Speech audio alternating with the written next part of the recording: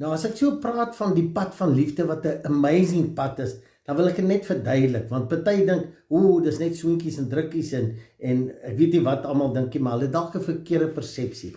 Nou liefde, onvoorwaardelike liefde beteken no judgment. En onthou net wat ek gesê, die sterkste energie waarin ons kan stap en wat ons kan beleef in ons lewe is dankbaarheid en liefde. Met ander woorde, dankbaarheid en no judgment. En daai om nie te oordeel nie, begin by onsself. Ons kan so baie keer hard op onsself wees as ons foute maak. Dan wil ons iets verander, maar dan faal ons weer, of ons 'n doelwit en ons faal, dan is ons hard op onsself.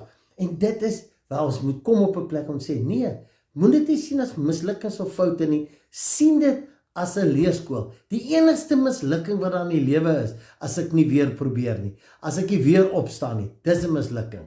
En dis hoekom ek sê, begin by jouself, no judgment teenoor jouself.